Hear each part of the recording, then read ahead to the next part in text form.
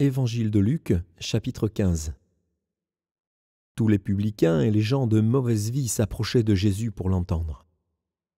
Et les pharisiens et les scribes murmuraient, disant : « Cet homme accueille des gens de mauvaise vie et mange avec eux. » Mais il leur dit cette parabole.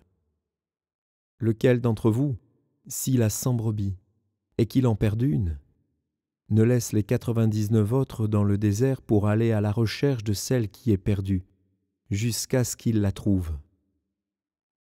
Lorsqu'il l'a trouvée, il la met avec joie sur ses épaules. Et, de retour à la maison, il appelle ses amis et ses voisins et leur dit : « Réjouissez-vous avec moi, car j'ai trouvé ma brebis qui était perdue. » De même, je vous le dis, il y aura plus de joie dans le ciel pour un seul pécheur qui se repent que pour 99 justes qui n'ont pas besoin de repentance. Ou quelle femme, si elle a 10 drachmes et qu'elle en perd une, n'allume une lampe, ne balaie la maison et ne cherche avec soin jusqu'à ce qu'elle la trouve. Lorsqu'elle l'a trouvée, elle appelle ses amis et ses voisines et dit : « Réjouissez-vous avec moi, car j'ai trouvé la drachme que j'avais perdue. »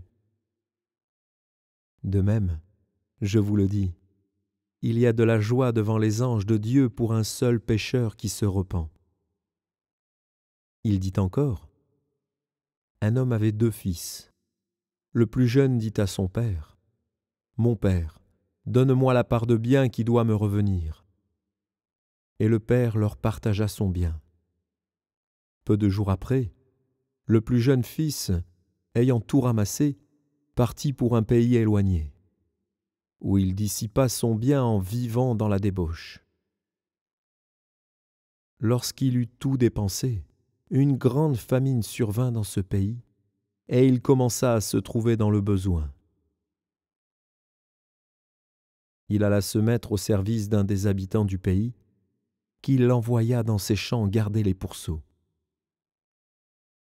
Il aurait bien voulu se rassasier des carouges que mangeaient les pourceaux, mais personne ne lui en donnait. Étant rentré en lui-même, il dit : « Combien d'ouvriers chez mon père ont du pain en abondance, et moi, ici, je meurs de faim. Je me lèverai, j'irai vers mon père, et je lui dirai : Mon père, j'ai péché contre le ciel et contre toi. Je ne suis plus digne d'être appelé ton fils. Traite-moi comme l'un de tes ouvriers. » Et il se leva et alla vers son père. Comme il était encore loin, son père le vit et fut ému de compassion. Il courut se jeter à son cou et l'embrassa. Le fils lui dit : « Mon père, j'ai péché contre le ciel et contre toi. Je ne suis plus digne d'être appelé ton fils. » Mais le père dit à ses serviteurs : « Apportez vite la plus belle robe, et revêtez-le. Mettez-lui un anneau au doigt et des souliers aux pieds. Amenez le veau gras et tuez-le. Mangeons et réjouissons-nous, car mon fils que voici était mort, et il est revenu à la vie. Il était perdu, et il est retrouvé. » Et ils commencèrent à se réjouir.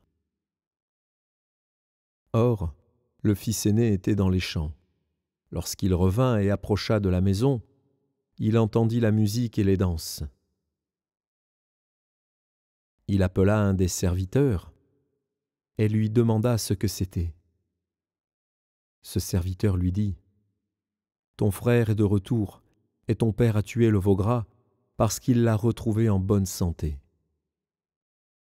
Il se mit en colère et ne voulut pas entrer. Son père sortit et le pria d'entrer. Mais il répondit à son père : « Voici, il y a tant d'années que je te sers, sans avoir jamais transgressé tes ordres, et jamais tu ne m'as donné un chevreau pour que je me réjouisse avec mes amis.